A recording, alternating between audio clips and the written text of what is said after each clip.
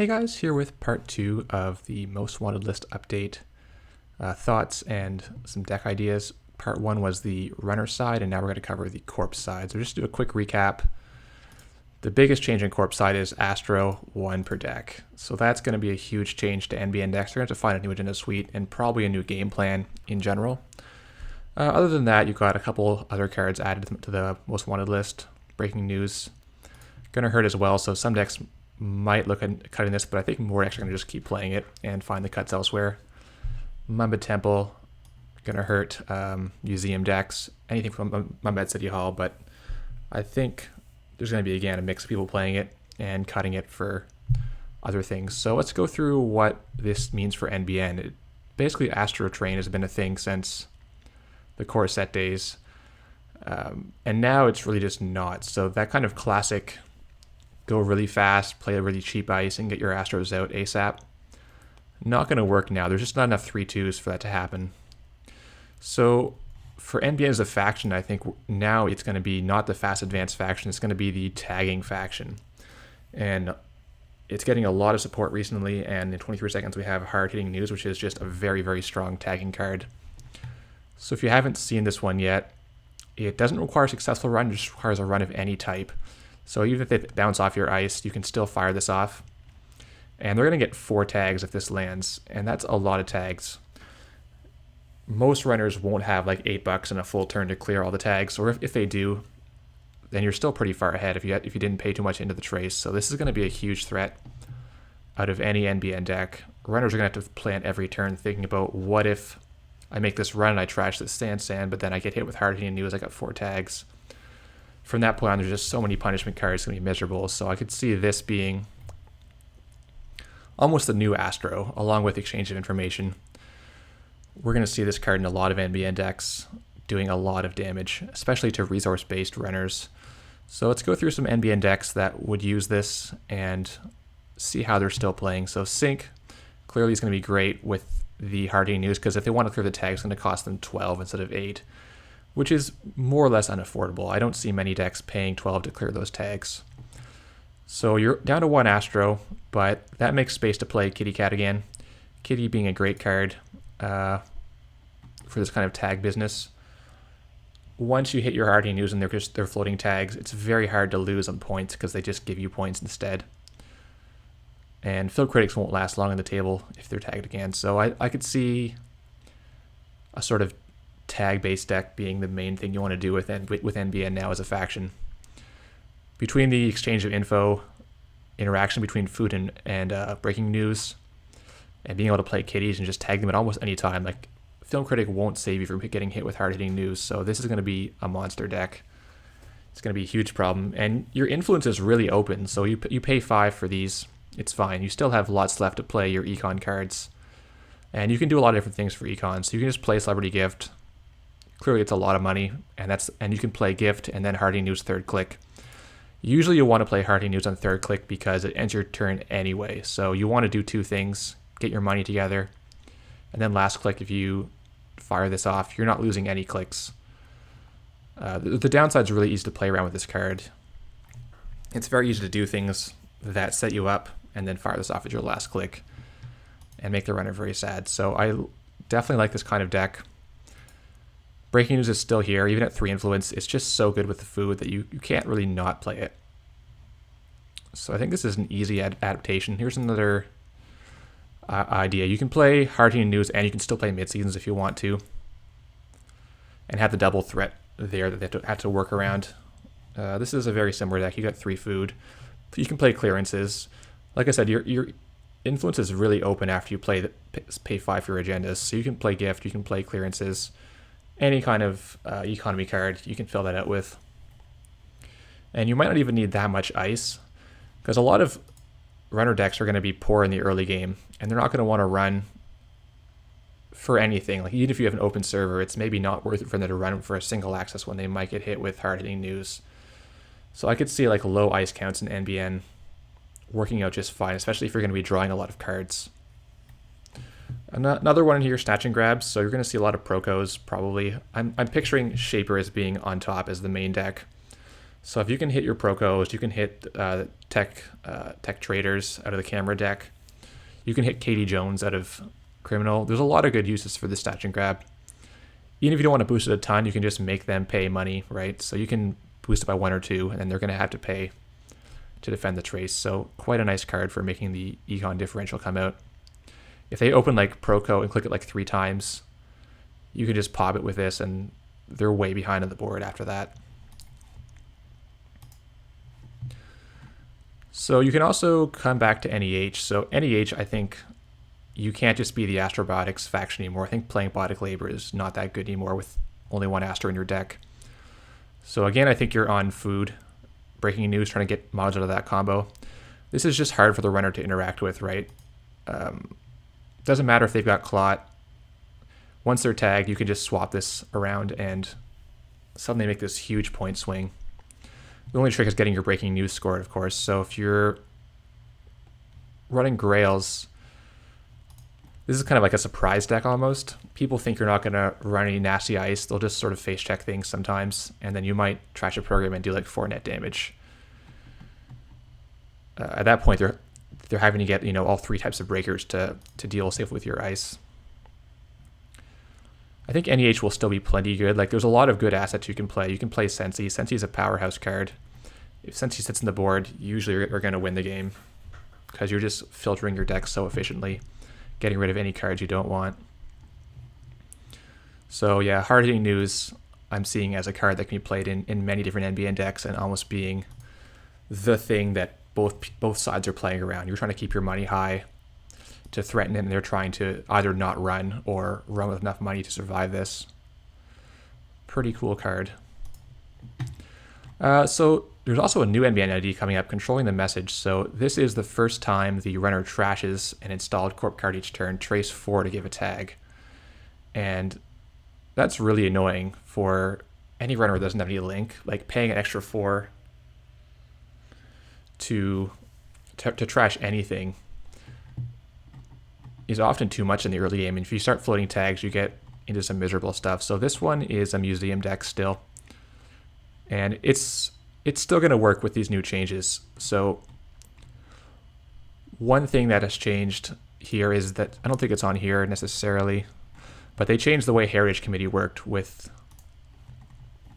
the Mudbed City Hall. So how it used to be is you would click this, you would play your Heritage Committee, and then you put the card on top and you'd shuffle it away. So you could put an agenda on top of your deck, and then the shuffle would trigger and you'd get rid of your agenda. So what the Gagarin and the IG museum decks would do is they would just never have anything in their HQ that was worth stealing, because they could just click this, play Heritage, shuffle it into the deck, and now it's an R&D. So now they can't do that, and that's a huge problem for those types of museum deck.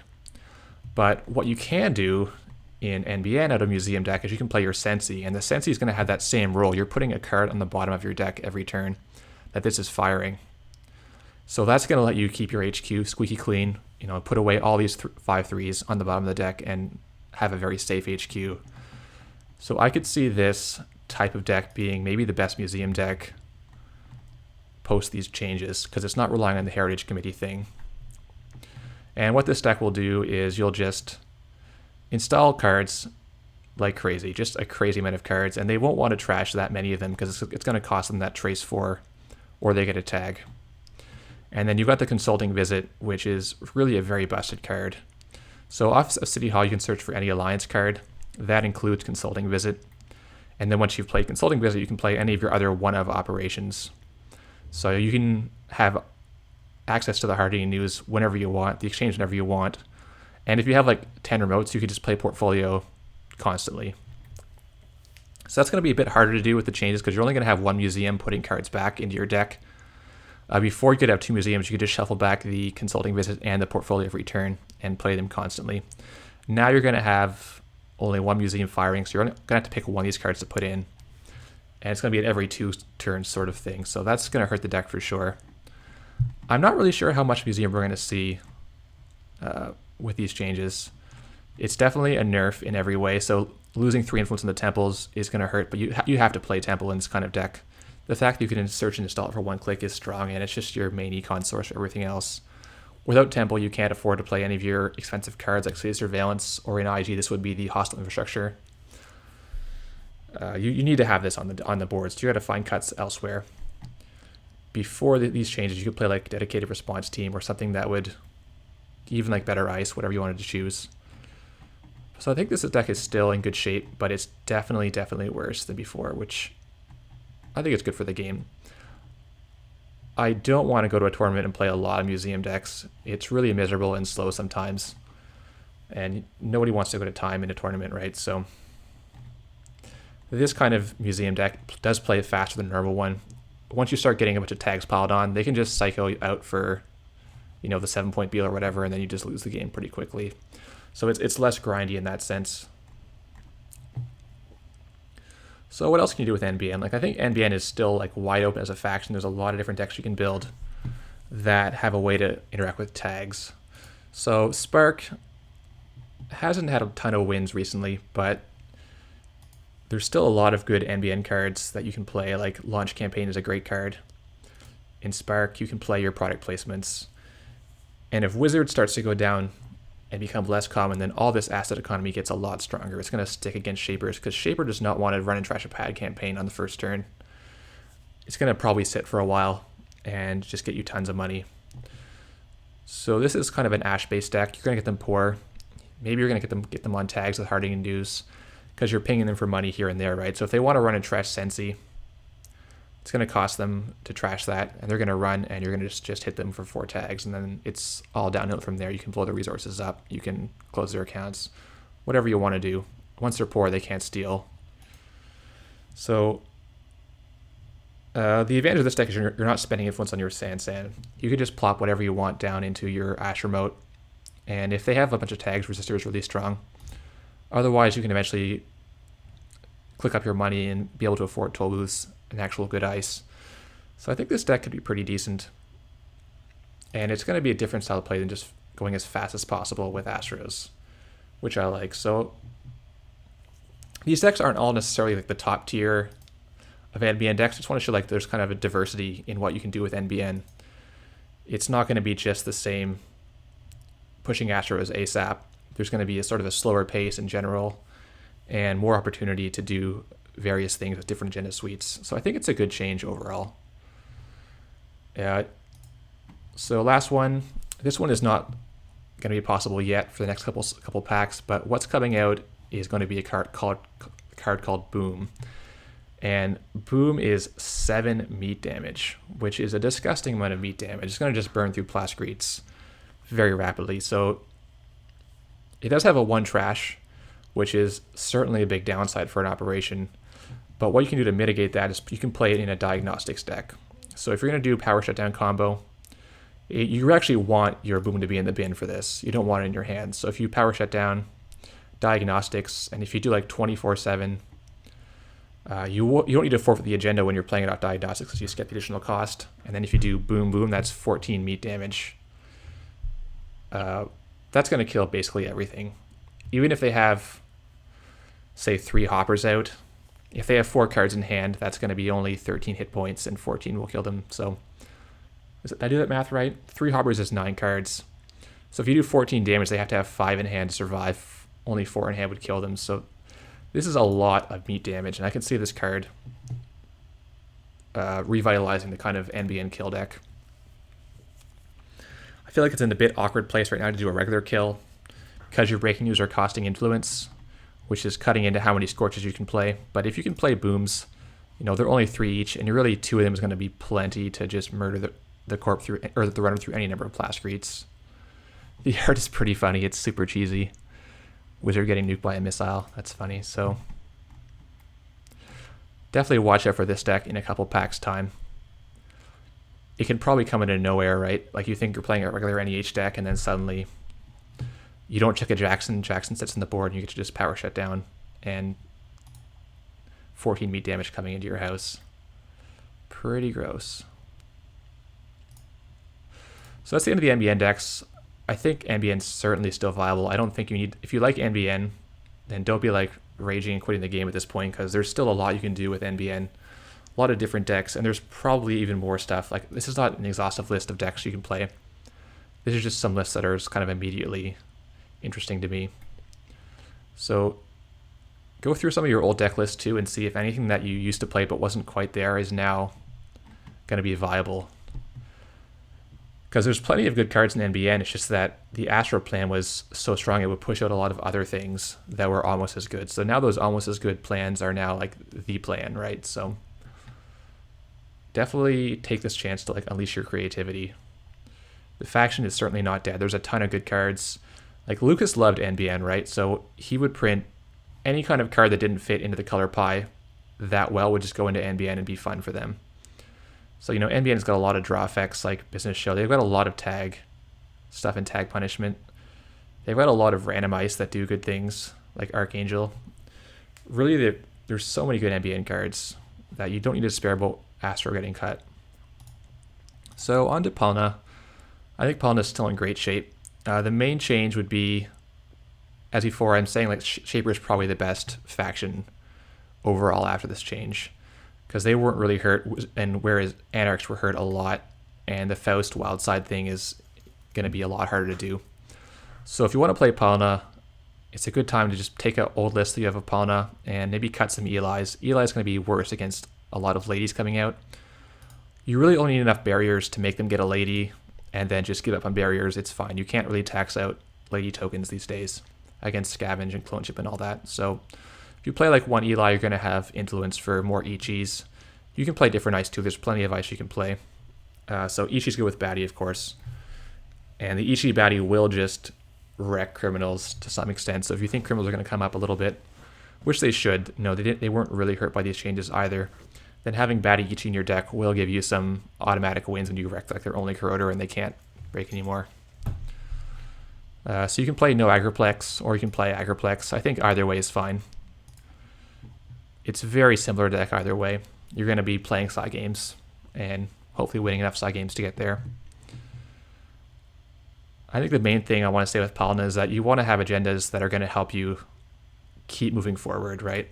So the sales team is great. You get $10 and you can just keep scoring off once you've scored your sale team. If all you do is score agendas that don't help you win the game, then you can kind of get stalled out. But if you're scoring Niseis and sales teams, you're going to have that momentum to just keep going on and keep scoring more agendas before the game gets too late. Because late game, your chances against Shapers are not that great. If they find their one of Pal up, then your scoring with Caprice is going to be a lot harder. You don't want to just delay a long time against Shaper. You want to just shove agendas, which is why the Agriplex is good. It accelerates both players, but as the Corp, you need to go fast and you need to accelerate yourself and just jam agendas in the remote ASAP. Because Dirtle Shapers are going to just take you apart in the long game. So yeah, this is the old sort of Genomics Museum deck that everyone loves to hate. It's a lot worse now. Like, you're losing 3 influence on the Temple. That hurts. The Heritage interaction is now nerfed. So it used to be you'd be able to put agendas away with this. Now the way it works is you're going to click your Mom at City Hall. You're going to draw 3, and then you're going to shuffle, and then you're going to put your card on top of the deck at the end of that. So before you'd put the agenda on top and shuffle it away, now your agenda is going to be on top of the deck, just sitting there really vulnerable. So it's a lot worse. And I'm not sure this deck is really worth playing anymore with, one less Hive because of your influence and just only being able to do 1 museum per turn. I would like this deck to just go away because a lot of people don't enjoy it. I personally don't enjoy playing against it. And now I think it's bad enough that if you're a player that really wants to win, this isn't the best choice for you. So we'll move on with that one. What you can play in IG is sort of the more bursty quick kill where you're trying to kill them in one shot. So this is a list similar to what Chris Hinks is playing with the Dedication Ceremony and the Ronin. So you can load up your Ronin and then you can just blast them for a bunch of damage at once in combination with Chairman Hero, Bioethics. So this one is more like you're not going to eat their entire stack and take 40 minutes to win. You're going to set up a bunch of kill cards and just blast them all in one turn. So this is a really interesting deck. If Shapers are not playing Deus Ex, then they're pretty defenseless against this kind of play. They can't really trash everything. And if they want to do a lot of drawing, you can block them with Pavilion. This also blocks Levy too, right? So you res this and they want to Levy, they're not going to get 5 cards, they're going to get 2 cards, and they're going to be sad. So for IG players, I would encourage you to play more this type of deck where you're going for the quick kill, and you're not going to take forever. And as a bonus, you won't go to time with this deck. You'll either kill them really fast, or you won't. And one more sort of Jinteki deck is going to be Nista Division, and this has been getting support recently. So you've got Yupa Yoga as a Psy Ice. You've got Chitana, which is like a command type effect. You're going to clear their grip out. You've got Voter Intimidation. Like, they just keep printing Psy cards, and that's probably something that's going to continue happening. The Research Facility is also going to come out too. This card, if you haven't seen it yet, it's a 0 cost 4 trash asset, and the first time each turn you reveal your credits for a Psy game, you gain that many credits. So if you bid 2 on Psy, you're going to get 2 back. So a nice little econ card if you're playing a bunch of Psy games, and it happens each turn. So you can trigger it, on the Renner turn on your Psy Ice, and you can trigger it on the Corp turn when you play your Voter Intimidation or whatever. So I don't know if it's there yet, but it's certainly getting there. And we know that Damon is a big fan of Jinteki. So I would suspect that even if this deck is not quite there yet, we're going to see more Psy games coming out of Damon through this cycle. And at some point, the econ from this will just get crazy. This also plays kind of a bit of a faster pace than Palna sometimes. Because you can happily play Caprice 4 times a turn, you're more comfortable just jamming behind some ice that isn't that safe and relying on your repeated Psy games to win. Whereas Palna needs to have kind of more turns happen to get more of its money triggers. The triggers here are entirely based on how many sides you manage to play. So you can go quite fast, try to rush people down with this. I'm even going to try the protein source in this deck. I haven't had this be very good, but the cool thing was you can fast track for it. You can install in advance all at one turn. And if this is your last agenda, now they have to come get it right away, or you'll just be able to score this out for the finish. So neat little deck. Try it out. Let me know in the comments if you find it's good or not good yet. So HB, definitely looking good these days as maybe the new Fast Advance faction. So I would say, go as far as to say that NBN is no longer the Fast Advance faction with one Astro. Now it's HB because you've got Biotic Labor and you've got Jeeves together, which are great individually and they're great together. You've also got the committee, right? So you've got so many ways to gain extra clicks that you can score a lot of stuff out of hand. You can score food out of hand without too much trouble in this kind of deck. This especially is going to gain if we start to see Shapers cutting their clot sometimes. Now, I don't think all Shapers are going to cut their clot, but I think some of them will see potential in taking other influence spends. And that's going to let you just put your Jeeves in the remote and score out of hand in an open remote and be really happy about that. Even if it's not, even if there's still clots, but there's more Shapers hate to pay 5 to trash Jeeves. So if Wizard goes down, then this Jeeves becomes really annoying to trash. So I think Jeeves is in a great spot. And kind of a food Glacier deck. I don't know how good this is now because I think that late game you still can't compete with Shapers and keep them out. But you can certainly try it, and you can play this deck in kind of a rushy format too. If you just put cards in the remote every turn, you're kind of forcing them to run in and either steal your agenda, which is fine, you can lose some, or waste their time clicking through your Bioroids. And if there's less Wizard, then playing these campaign economy definitely gets a lot better. Shaper does not want to trash Eve campaign at any time. It costs them a ton of money they don't often have, especially if you got it off for free off Breaker Grid. So this was a very strong deck pre-Most Wanted list, and I think now it's looking pretty good. There's more Bioroids available. Sherlock 2 is a great little Bioroid. 6 power in this guy, and you got 3 powerful subs.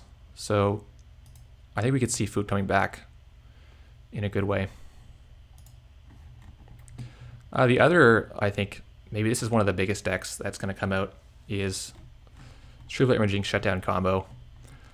So no damage to this deck whatsoever, but if Wizard's gone, then, or at least less so.